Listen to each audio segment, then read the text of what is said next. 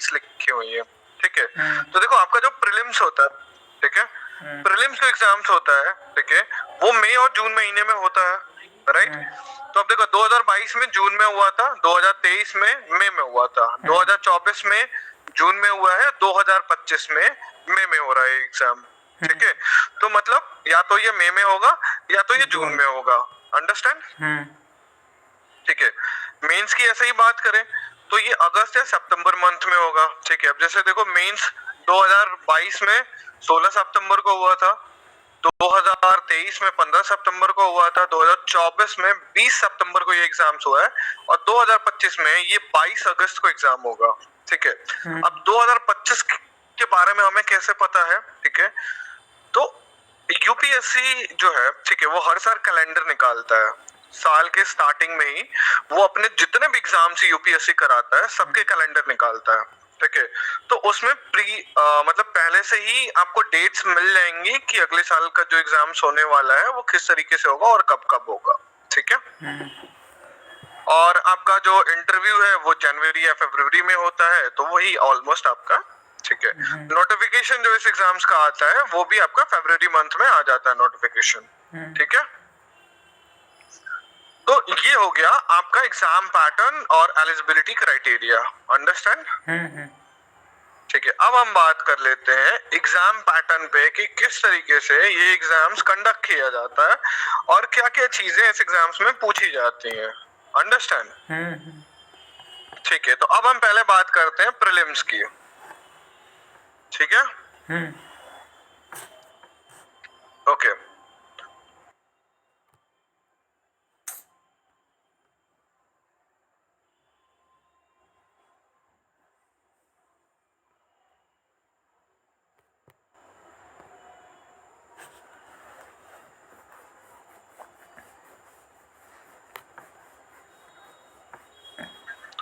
हाँ जी, अभी नेटवर्क सही हुआ आपका? हाँ हाँ ठीक है, ओके।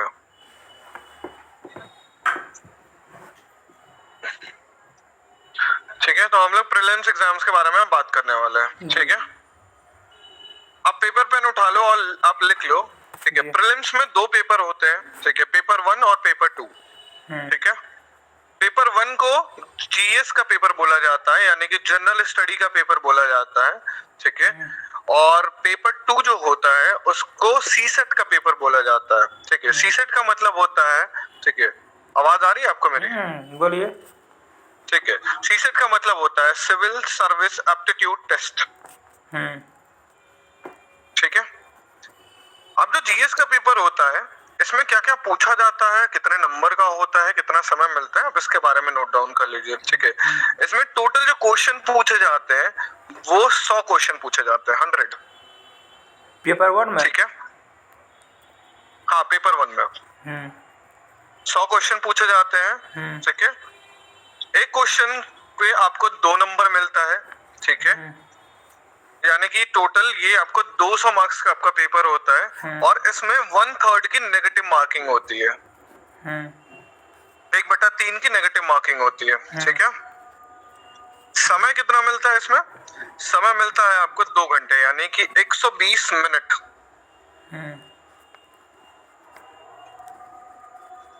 ठीक है। लिख लिया आपने? ठीक है। अब इसमें पूछेगा क्या ये आप समझिए, ठीक है। पहले तो सिंपल वर्ड में समझिए कि आपको इसमें पूछेगा करंट अफेयर, ठीक है, 1 से 1.5 साल का, मैक्सिमम 1 साल का तो पूछता ही है, मिनिमम 1 साल का पूछेगा ही पूछेगा आपसे, ठीक है। उसके बाद आपको Indian history and national movement के बारे में पूछेगा, यानी कि आपको हिस्ट्री पूरी की पूरी पढ़नी है, जीएस में आपको हिस्ट्री पूछेगा आपका, सिंपल वर्ड में समझिए, ठीक है। ज्योग्राफी पढ़नी है, ज्योग्राफी में आपको इंडियन एंड वर्ल्ड ज्योग्राफी दोनों पढ़नी है, ठीक है। फिर उसके बाद आपसे पॉलिटी पूछेगा और गवर्नेंस पूछेगा, ठीक है। उसके बाद आपका इकोनॉमिक्स का मतलब इकोनॉमिक्स पूछता है इसमें, ठीक है, एंड सोशल डेवलपमेंट के बारे में पूछेगा आपसे, अंडरस्टैंड, ठीक है। फिर उसके बाद आपका ऑप्शन आता है क्या? माइक्रो इकोनॉमिक्स भी पूछता है? हाँ उसमें तीनों आ जाती है, तीनों इकोनॉमिक्स आ जाती है आपके। ठीक है, उसके बाद फिर आपका एनवायरमेंटल इकोलॉजी पूछेगा, बायोडाइवर्सिटी पूछेगा एंड क्लाइमेट चेंज के बारे में पूछेगा। ठीक है, एंड उसके बाद जो आपने मेरे से एक सवाल पूछा था कि सर इसमें बायो और साइंस और फिजिक्स केमिस्ट्री, तो इसमें आपका general science and general tech ये दोनों चीजें पूछता है। और ज्यादातर क्वेश्चन अब जनरल टेक से आ रहे हैं, जनरल साइंस से कब क्वेश्चन आ रहा है। ठीक है, मतलब आप प्रिपरेशन में आते हो तो एजुकेटर्स जो होते हैं, टीचर्स होते हैं, वो आपको अच्छे तरीके से गाइड करते हैं इसके बारे में कि कहाँ से क्वेश्चन ज्यादा पूछ रहा है। ठीक है, तो इन सारे टॉपिक से आपको पेपर 1 में क्वेश्चंस पूछेगा प्रीलिम्स के। ठीक है, अब इसमें कोई डाउट्स आपको पेपर 1 में? नहीं। ठीक है, अच्छा जनरल टेक मतलब क्या हुआ? क्या जनरल टेक मतलब क्या हुआ? मतलब कि जनरल टेक मतलब कि जो टेक्नोलॉजी साइंस और इसके बारे में जो आपका सवाल था वो सारी चीजें इसमें पूछता है। ठीक है, अब हम बात करते हैं सीसेट के बारे में। ठीक है, सेकंड पेपर जो होगा इसका।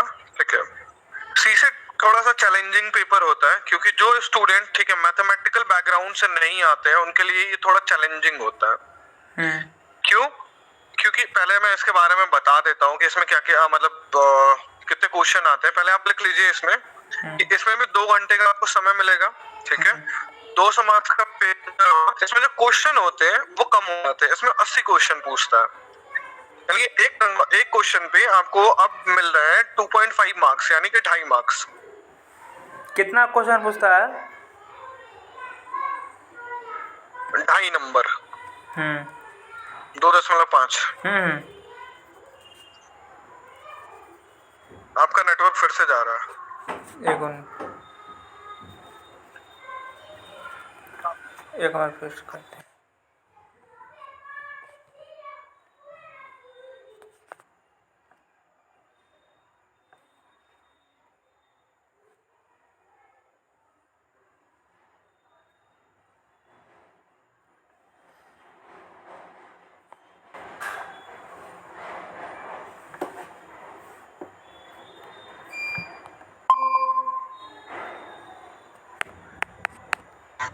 हाँ जी, ठीक है जी। तो हम लोग कहाँ पे थे? हाँ पेपर 2 पे थे। ठीक है, आज इसमें मतलब तो अब ये कितना क्वेश्चन पूछा जाता है? हाँ बोलिए। इसमें कितना क्वेश्चन जाता है पूछा हुआ? क्या सीसेट में कितना क्वेश्चन पूछता है? इसमें आपको 80 क्वेश्चन 80 जी 80 क्वेश्चन पूछे जाएंगे। 200 मार्क्स का ये पेपर होगा, यानी कि अब एक नंबर पे आपको मतलब एक क्वेश्चन पे आपको 2.5 मार्क्स मिलेंगे।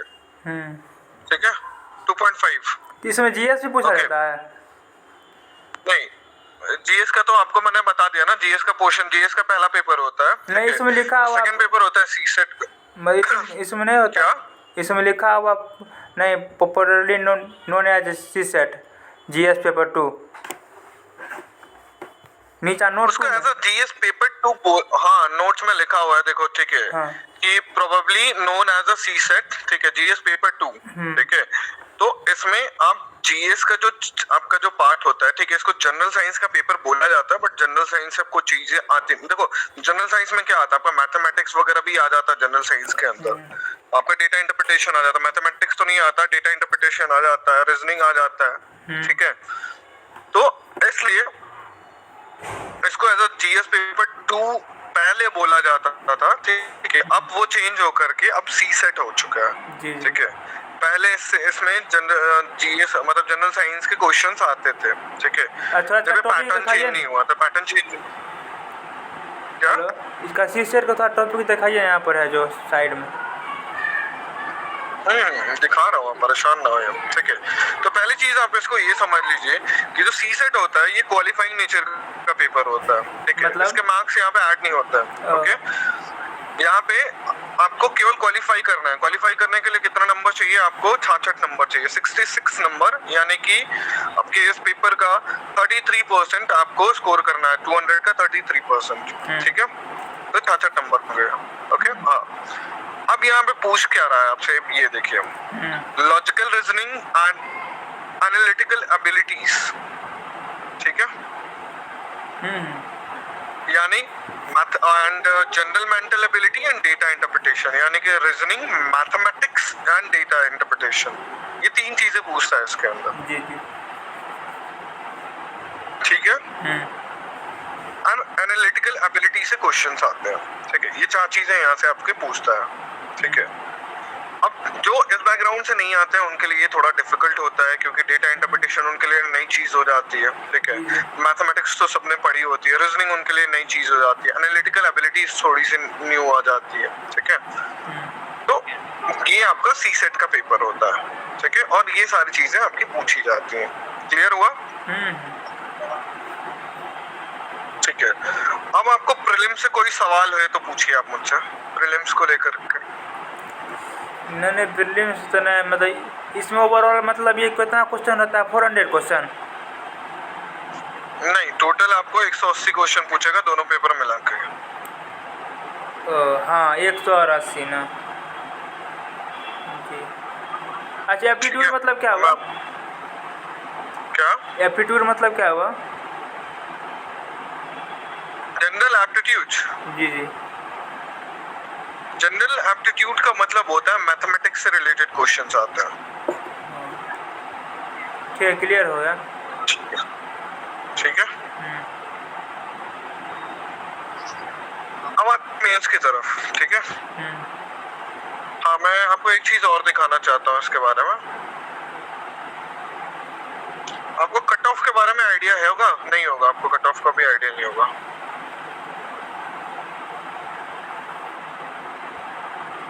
कट ऑफ मैं थोड़ा सा आपको दिखा दे रहा हूँ, प्रेजेंट कर दे रहा हूँ। ऐसे मैं मुझे तो बता सकता हूँ, बट प्रेजेंट करूंगा तो आपको चीजें ज्यादा समझ में आएगी।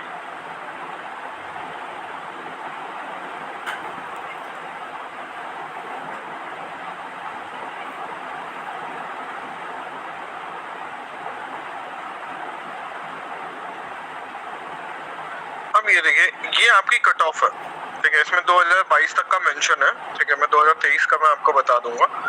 देखिए, जनरल की जो कट ऑफ गई है, ठीक है, वो लास्ट कितनी हाईएस्ट गई है? 88.252। इसका मतलब क्या हुआ?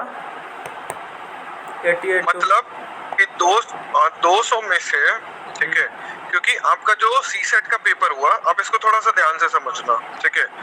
आपके प्रीलिम्स में कितने पेपर हो रहे हैं? 2 पेपर हो रहे हैं, राइट, ठीक है। पेपर 1 और पेपर 2। पेपर 2 क्या है? क्वालिफाइंग नेचर का पेपर है, ठीक है। तो क्वालिफाई करना है, इसके मार्क्स ऐड नहीं होंगे पेपर 1 के साथ, ठीक है। अब मेरिट किस पे बनेगी? पेपर 1 के नंबर पे। तो पेपर 1 कितने नंबर का है? 200 नंबर का, ठीक है। अब 200 नंबर में से अगर आपने 88.2 नंबर लेकर के आए तो आप इस एग्जाम्स को क्वालिफाई कर दोगे, मतलब प्रीलिम्स हो जाएगा। इससे ऊपर आपका नंबर है 88.2 से, तो आप प्रीलिम्स क्वालिफाई कर रहे हो। इससे कम है तो आप प्रीलिम्स क्वालिफाई नहीं कर रहे हो। दैट्स कॉल्ड कट ऑफ, ठीक है। अब यहाँ पे आप अगर देखोगे तो यहाँ पे आपको देखो स्क्रीन पर दिख रहा होगा 2015 से यहाँ पे लगातार, ठीक है। 2015 में देखो कितना था कट ऑफ? 107, ठीक है।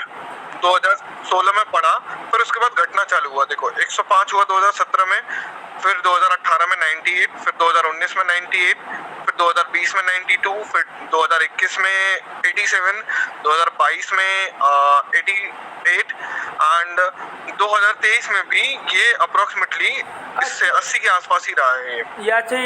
ये घट रहा है तो अच्छा है, हो रहा है घट रहा है तो ये अच्छा है आपके लिए, मतलब एज अ कट ऑफ अगर देखोगे तो नंबर्स कम हो रहे हैं, लेकिन ये घटने का पीछे इसका एक रीजन है ना, कि अब पेपर क्या है कि पहले पेपर इजी होता था, अब पेपर और ज्यादा डिफिकल्ट हो गया है। तो बच्चे अब ज्यादा स्कोर ही नहीं कर पा रहे हैं। जब ज्यादा स्कोर नहीं करेंगे तो कट ऑफ नीचे बनेगी हमेशा, समझे आप? तो अब क्या है कि अब कंपटीशन ज्यादा हो गया, चैलेंज ज्यादा हो गया है, तो इसलिए ये कट ऑफ जो है वो आपकी डे बाय डे गिरती जा रही है। इसमें तो जनरल में बहुत महामारी है। क्या? इसमें जनरल में तो बहुत ये महामारी है अपना जनरल। देखो कहने को है, जनरल हो चाहे ओबीसी हो चाहे कोई भी हो, आज के टाइम पे गवर्नमेंट एग्जाम्स, देखो गवर्नमेंट में सीट्स लिमिटेड है, ठीक है, उतनी ज्यादा वैकेंसीज आ नहीं रही है। बट ये अच्छा है कि सिविल सर्विस के एग्जाम्स में ये अच्छा है ना कि यहाँ पे ट्रांसपेरेंसी अच्छी है, यहाँ पे धांधली नहीं होती है। ठीक है, अगर बच्चा मेहनत करके अपना एग्जाम दे रहा है, मेहनत कर रहा है, तो उसका रिजल्ट जो आता है वो पॉजिटिव आता है। ठीक है, यहाँ पे घूस नहीं चलती है, यहाँ पे किसी को वो प्रायोरिटीज नहीं मिलती है, यहाँ पे आपकी मेहनत है बस और आपका नॉलेज।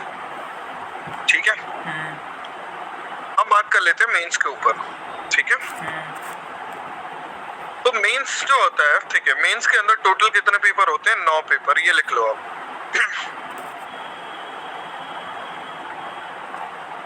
ठीक है, अब मेंस के अंदर 9 पेपर में से 2 पेपर क्वालिफाइंग नेचर के होते हैं और 7 पेपर का ही नंबर केवल ऐड होता है। ठीक है, अब मैं इसको बाइफरगेट कर दे रहा हूँ, आप समझ लो। 2 पेपर वो कौन से होते हैं जो क्वालिफाइंग के? 2 पेपर होते हैं लैंग्वेज के पेपर, भाषा के पेपर। ठीक है, पहला इंग्लिश लैंग्वेज जो कि कंपलसरी है, वो पेपर को देना ही देना। ठीक है, दूसरा जो आपका लैंग्वेज का पेपर होगा वो आपका रीजनल लैंग्वेज का पेपर होगा। रीजनल लैंग्वेज मतलब कि हमारे देश में टोटल 22 भाषाओं को मान्यता दी गई है। ठीक है, उन 22 भाषाओं में से वो सारी हमारी रीजनल लैंग्वेज है। तो स्टूडेंट जिस भाषा में कंफर्टेबल हो, ठीक है, फॉर एग्जांपल कि आप महाराष्ट्र से बिलोंग करते हो तो आपको मराठी आती है। ठीक है, आप बिहार से बिलोंग करते हो तो हमारे तरफ हिंदी बोली जाती है, हमें हिंदी आती है।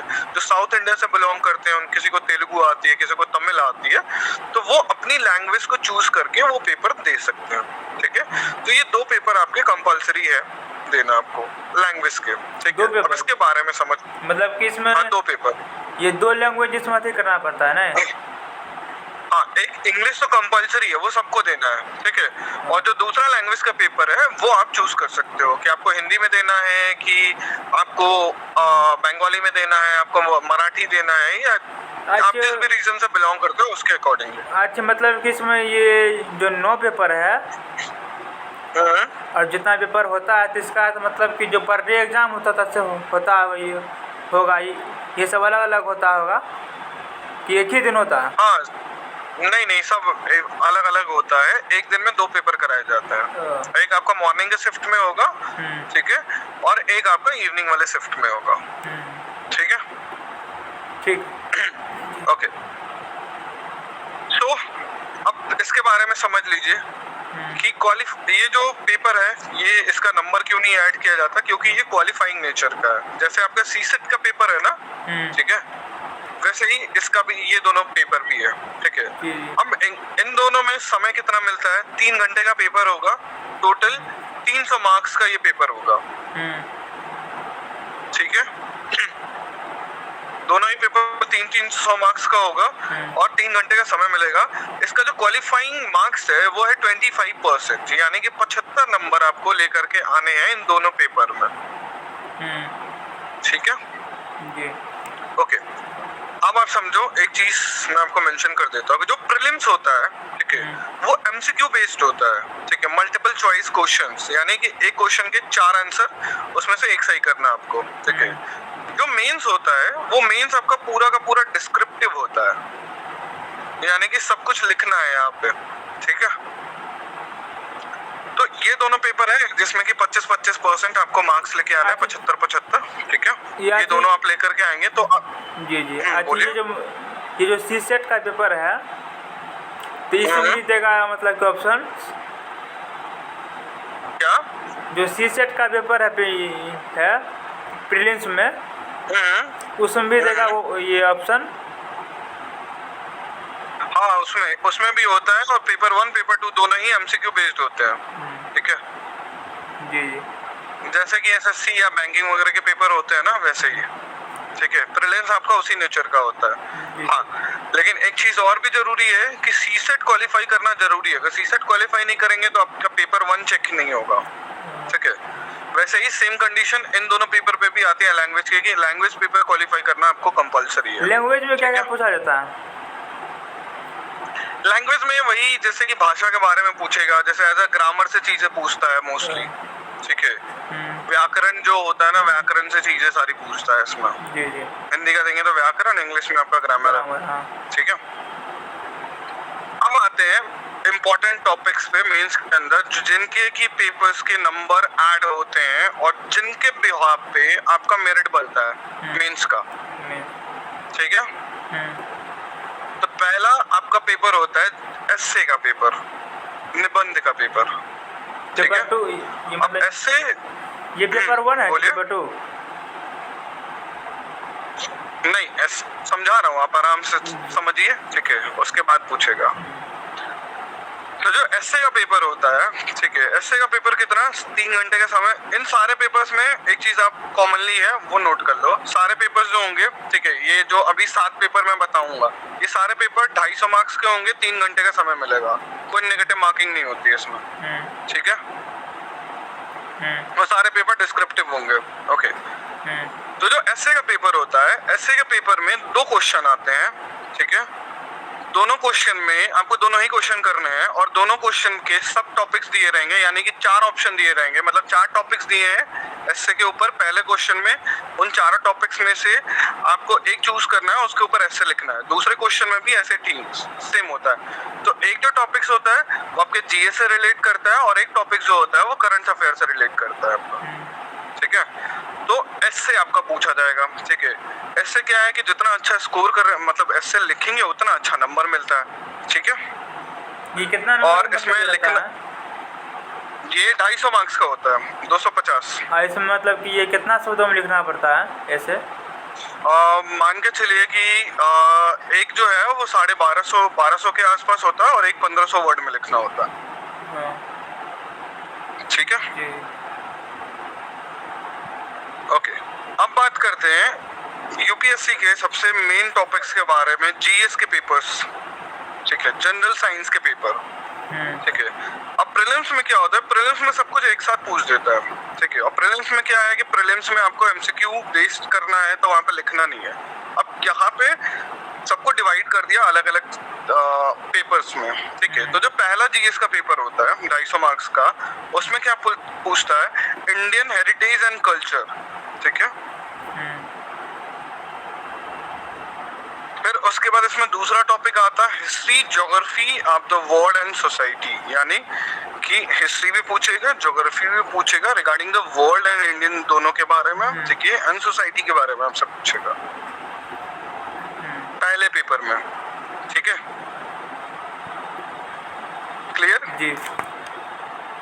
अब दूसरे पेपर की बात करते हैं। दूसरा पेपर जो होगा उसमें आपसे क्वेश्चन पूछेगा गवर्नेंस से, कॉन्स्टिट्यूशन यानी कि हमारा जो संविधान लॉ है, हाँ संविधान, ठीक है। उसके बाद पॉलिटी से पूछेगा, ओके। फिर social justice and international relations के बारे में पूछेगा आपसे, ठीक है। उसके बाद दूसरा टॉपिक क्लियर, ठीक है। तीसरे में आते हैं। तीसरे में आपसे टेक्नोलॉजी से चीजें पूछता है, इकोनॉमिक डेवलपमेंट्स के बारे में, बायोडाइवर्सिटीज के बारे में, environment, security and disaster management, इन सारी चीजों से आपको क्वेश्चंस आएगा, ठीक है। फिर जो चौथा आता है वो थोड़ा सा डिफिकल्ट है, क्योंकि यहाँ पे क्या है कि यहाँ पे आपको बहुत ज्यादा कंसेप्चुअल बेस्ड क्वेश्चन आते हैं, ठीक है।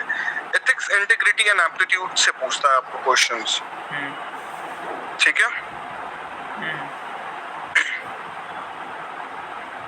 तो इसमें क्या है कि इसमें केस स्टडीज वगैरह भी आती हैं, ठीक है। कि मतलब मान के चलो कि आपने जैसे अगर कहीं पे डॉक्यूमेंट्री वगैरह कुछ देखी होगी, तो बहुत सारी चीजों की या बहुत सारे ऐसी घटनाएं हो चुकी हैं जिनके ऊपर केस स्टडीज आती हैं, यानी कि उनके बारे में प्रॉपर्ली रिसर्च करके, ठीक है, बताया जाता है कि इस घटना में ऐसा क्या हुआ था जिसके वजह से ये सारी प्रॉब्लम्स आई थी और सारी चीजें हुई थी, ठीक है।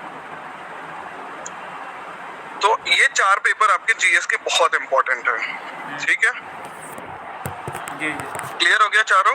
जी, ठीक है, चारों 250 मार्क्स के, 3 घंटे का समय, नो नेगेटिव मार्किंग, ओके।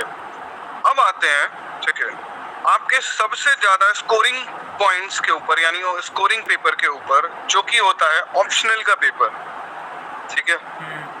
अब ऑप्शनल का पेपर क्या होता है, यानी कि जो सब्जेक्ट्स लेकर के आप पढ़ रहे हो, ठीक है, यानी कि मान के चलो आप बीसीए कर रहे हो, ठीक है, आपको मैनेजमेंट अच्छा लगता है, ठीक है, या अगर आप ऑलरेडी पहले से आप 12th वगैरह पढ़ लेके आ रहे हो, आपको मैथमेटिक्स अच्छा लगता है या आर्ट के कोई आपको वो सब्जेक्ट्स हैं जो कि अच्छे लगते हैं, आपका काफी ज्यादा उसमें रुचि है और काफी ज्यादा इंटरेस्ट भी लेते रहते हो आप उसमें, काफी अच्छा आप कर भी रहे हो, इससे पहले भी उस पर अच्छा किया है, तो उस सब्जेक्ट्स को आप एज अ ऑप्शनल चुन सकते हो। ठीक है, एक सब्जेक्ट्स के 2 पेपर होते हैं, दोनों 250 मार्क्स के होते हैं, यानी कि टोटल आपको यहाँ से 500 नंबर मिलेगा एक सब्जेक्ट्स पे। ठीक है, तो इसीलिए मैंने बताया था कि ये बहुत इंपॉर्टेंट होता है। ठीक है, पेपर 5 देखो यहाँ पे आपको लिखा हुआ, हाँ बताइए। पेपर 5 में नहीं, पेपर 5 नहीं, देखो जीएस के केवल 4 पेपर होते हैं। अब एक बार फिर से समझ लो। ठीक है, पहले 2 पेपर लैंग्वेज के, दूसरा जो आपका पेपर होगा वो एसए का पेपर हुआ। ठीक है, और उसके बाद 4 पेपर जीएस के हुए, तो कितने हो गए? 4, 1 5 और 2 7। 7, हाँ 7 हो गए। ठीक है, 2 और बचे, 2 है ऑप्शनल के पेपर, यानी कि एक सब्जेक्ट आप लोगे, मान लो हिस्ट्री एज अ ऑप्शनल लिया तो हिस्ट्री के आपके 2 पेपर होंगे यहाँ पर जी। तो सॉरी। ठीक है, जस्ट होल्ड ऑन। हाँ, तो अब ये जो आपका पेपर है, ओके, अब टोटल आपको ऑप्शंस कितने देते हैं? ठीक है, यूपीएससी आपको टोटल 48 सब्जेक्ट्स का ऑप्शनल देता है। 42 जी 48 सब्जेक्ट्स हैं। इन 48 सब्जेक्ट्स में से कोई भी एज अ ऑप्शनल आप चुन सकते हो जिसमें भी आप कंफर्टेबल हो। इसमें कौन सा बेटर रहेगा? देखो डिपेंड करता है कि आप जैसे अभी आप बीसीए कर रहे हो, तो बीसीए में आपके क्या क्या सब्जेक्ट्स हैं? बीसीए में तो एक हो गया अपना ये पाइथन है, और फिर पीएमओ है, और फिर इंग्लिश हुआ, और फिर मैथ हुआ, बेसिक मैथ। ठीक है, तो आप जिस भी सब्जेक्ट्स में कंफर्टेबल हो। ठीक है, अब देखो यहाँ पे क्या क्या ऑप्शन है।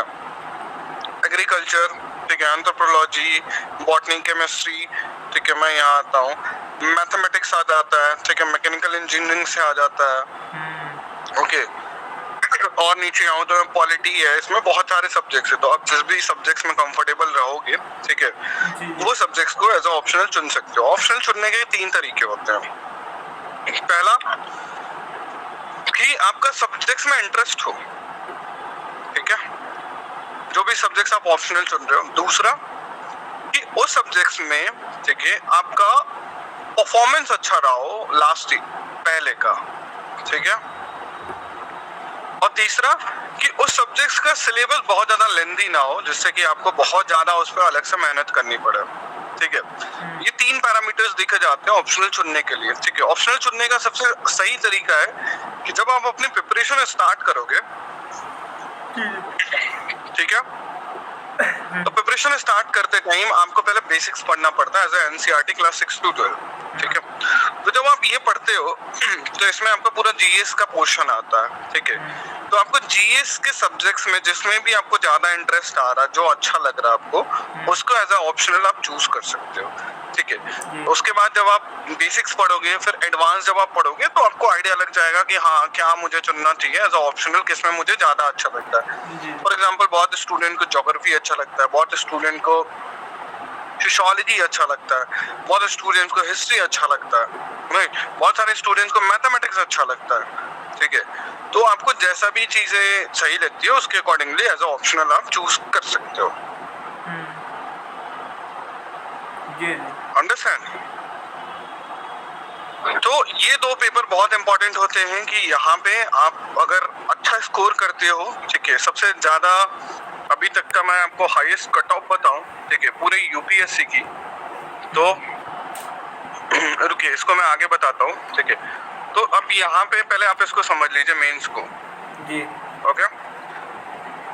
तो टोटल अगर आप 7 इंटू मतलब 250 इंटू 7 करेंगे तो टोटल आपका जो नंबर्स आएगा वो 1750, यानी कि 250 गुणे 7 करेंगे तो आपका टोटल जो आएगा वो 1750, यानी कि आप इनको ऐड करेंगे तो 1750 नंबर आपके बनेंगे। ठीक है, अब मेंस की जो कट ऑफ आती है वो 1750 के अकॉर्डिंगली आपकी कट ऑफ आती है, सॉरी मतलब टोटल मार्क्स होते हैं, आपकी जो कट ऑफ बनती है वो इसी के अकॉर्डिंगली बनती है। ये Okay. मतलब कि ये प्री में तो ये च- ये 180 नंबर का जो मतलब कि ये पूछा जाता है इसमें 1750। अब इसमें देखो 12 से 14 क्वेश्चंस आते हैं GS 1 में, ठीक है, और एक क्वेश्चन जो होता है वो 200 से 250 वर्ड्स में लिखना होता है आपको, ठीक है। तो ये हर पार्ट में ऐसे ही क्वेश्चन आते हैं, 12 14 ऐसे करके क्वेश्चंस आते हैं आपका, ठीक है। जी। तो आप इसमें जितना भी स्कोर करते हो उसके अकॉर्डिंगली आपकी 1750 में से आपकी कट ऑफ बनती है। कट ऑफ वही अभी आज के टाइम पे 700 800 के आसपास की कट ऑफ बन रही है जनरल की, 800 के आसपास की, जी। ठीक है। तो आप अगर 800 नंबर स्कोर करते हो तो देन आप क्वालिफाई कर जाते हो मेंस को, ठीक है। उसके बाद बारी आती है इंटरव्यू की, ओके। अब इंटरव्यू में जब आप जानते हो तो इंटरव्यू में होता क्या है, इंटरव्यू में आपका पर्सनालिटी टेस्ट लिया जाता है, ठीक है। यानी कि आपके थॉट्स को चेक किया जाएगा, किस तरीके से आप सोचते हो सोसाइटी को लेकर के, ठीक है। आपका बात करने का तरीका क्या है, ठीक है। आपको नॉलेज कितना है नेशनल इंटरनेशनल चीजों को लेकर के, ठीक है। ये सारी चीजों के बारे में प्रॉपर्ली आपका पूरा एक इंटरव्यू होता है जिसमें कि 4 से 5 मेंबर्स होते हैं जो कि पैनल में बैठते हैं और आपको इस एग्जाम्स के मतलब इसके बारे में सारी चीजें पूछी जाती है आपकी। Just hold on.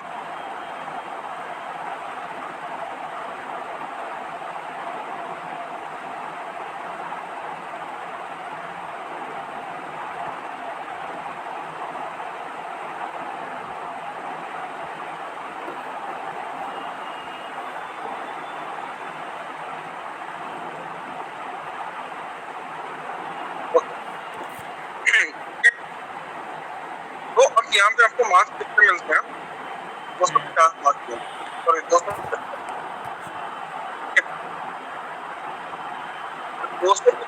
और प्लस 1750 आपको प्लस करेंगे तो टोटल आपका आ जाएगा जो है स्क्रीन शो नहीं हो रहा है।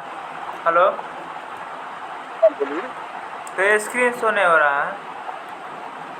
हाँ आ गया। क्या नहीं हो रहा? ये स्क्रीन शो नहीं हो रहा था, आ गया। ठीक है।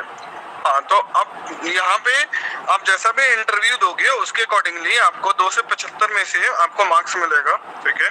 वो जो आपको मार्क्स मिलेगा वो आपका ऐड होगा आपके फाइनल मेरिट में, ठीक है। फाइनल मेरिट कैसे बनती है, ठीक है। प्रीलिम्स का जो नंबर होता है वो फाइनल मेरिट में ऐड नहीं किया जाता है, ठीक है।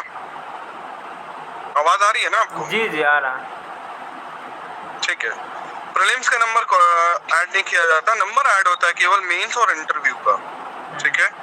तो मेंस में कितना नंबर आपको टोटल बन रहा है 1750 और इंटरव्यू कितने नंबर का है वो है 275। तो आप जब इनको प्लस करोगे तो ये टोटल हो जाएंगे 2025 नंबर, ठीक है। 2025 नंबर में से आपका फाइनल मेरिट बनेगा, ठीक है। और फाइनल मेरिट जो अभी तक का सबसे हाईएस्ट मेरिट बना हुआ है, मतलब किसी ने स्कोर किया है, वो टोटल स्कोर किया है 1126 नंबर, बस। इससे ज्यादा आज तक यूपीएससी के एग्जाम्स में रिकॉर्ड है कि इससे ज्यादा किसी ने स्कोर नहीं किया है, ओके। तो इसी के बिहाफ पे आपकी कट ऑफ बनती है, यानी कि फाइनल मेरिट बनती है। जब आप इस फाइनल मेरिट को अचीव कर लेते हो, ठीक है, तो आप इस एग्जाम्स में सेलेक्ट हो जाते हो। फिर आपका जैसा भी रैंक होता है, ठीक है, उसके अकॉर्डिंगली आपको पोस्ट मिलती है। यहाँ पर जो टॉप के स्टूडेंट हैं उनको आईएएस मिलता है, जो उसके बाद वाले रैंक है उनको आईपीएस मिलता है, देन उनके बाद उनको आईएफएस मिलता है। तो डिपेंड भी करता है कि आपकी प्रेफरेंस के ऊपर। और एक जो मतलब कि एक इंडिया से बाहर वाला भी नौकरी होता है फॉरेन के लिए। हाँ, इंडियन फॉरेन सर्विसेज, वो भी तो हाई लेवल होता है उसका भी। हाँ, वो भी इसी का पार्ट है ना। वो पहले आपका आईएएस आता है, इंडियन एडमिनिस्ट्रेशन सर्विस, फिर आईपीएस आता है, इंडियन पुलिस सर्विसेज, देन उसके बाद आपका आईएफएस आता है, इंडियन फॉरेन सर्विसेज। जी। अब देखो इसमें क्या है कि अब आपको एज अ फॉरेन में जाकर के सर्व करना, अच्छा करना है, ठीक है, और अच्छा प्रमोशन लेना है, तो जितनी कम कम एज में आप इस एग्जाम्स को क्वालिफाई करते हो उतने ज्यादा आपके प्रमोशंस के चांसेस रहते हैं। जी, और इसमें मतलब कि लास्ट एज क्या होता है क्या? इसका रिटायर का टाइमिंग क्या होता है? रिटायरमेंट वही 60 साल आपके नॉर्मल 60 से 62। और इसका सैलरी कितनी होती है? ओके, सैलरी मैं आपको बताता हूँ, जस्ट होल्ड ऑन।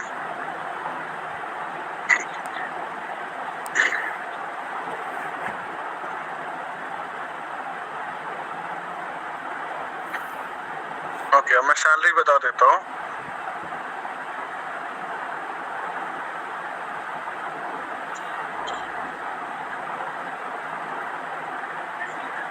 ठीक है, देखो अगर मैं बात करूँ, ठीक है, स्टार्टिंग जो होता है एज अ आईएएस की अगर प्रिपरेशन सैलरी की बात करूँ तो स्टार्टिंग होती है इसकी 56,000 से, ठीक है, और ये सैलरी 2.5 लाख तक की हो सकती है आपकी, ठीक है। जैसे जैसे आपका टर्नओवर पूरा होता है, जैसे जैसे आप पुराने होते हो उसी के अकॉर्डिंगली आपकी सैलरी बढ़ती जाती है।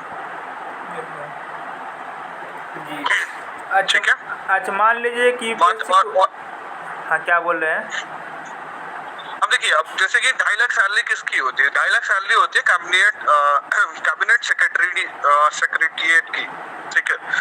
उसमें क्या होता है कि जब आप अर्लियर एज में इस एग्जाम्स को क्वालिफाई कर लेते हैं, मान लो 22 साल की उम्र में कर लिया, 24 साल की उम्र में कर लिया, ठीक है, तब आप यहाँ तक पहुंच पाते हो। नहीं तो फिर आप नहीं पहुंच पाओगे, क्योंकि बहुत अर्लियर एज में ही फिर आप मतलब आप फिर कुछ साल यहाँ पे सर्विसेज करने के बाद आपको रिटायरमेंट हो जाता है, ठीक है। जैसे कि आपको मैं बताता हूँ थोड़ा सा इसको और अच्छे से।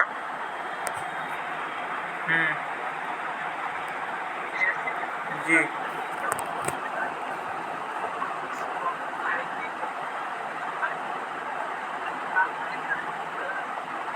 हेलो।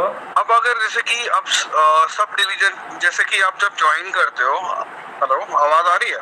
हाँ, आ रहा है। हेलो, हाँ, बोलिए, आ रहा है आवाज।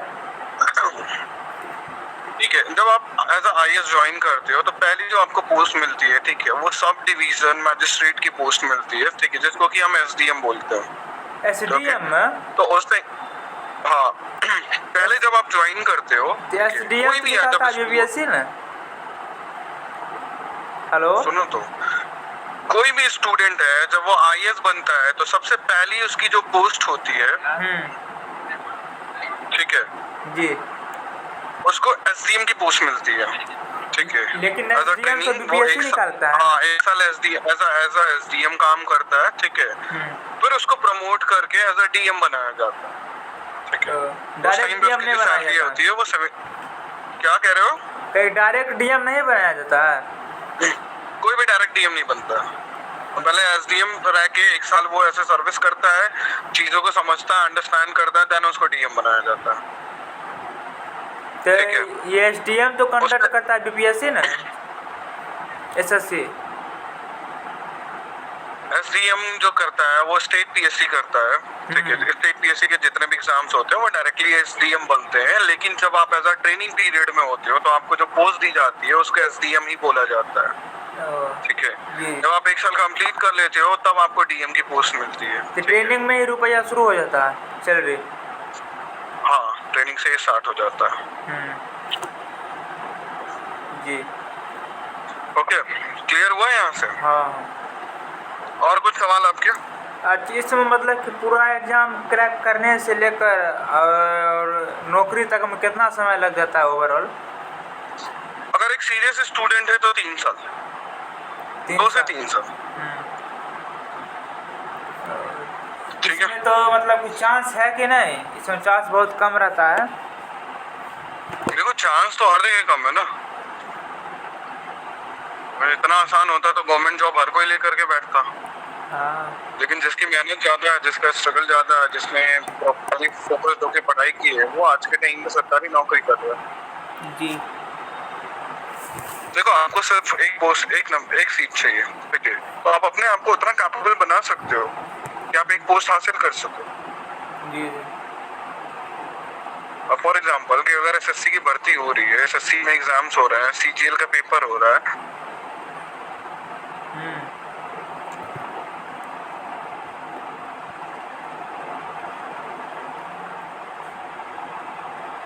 Hello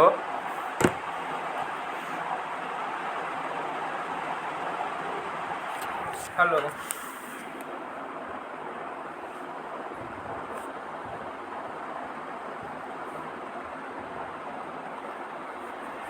hello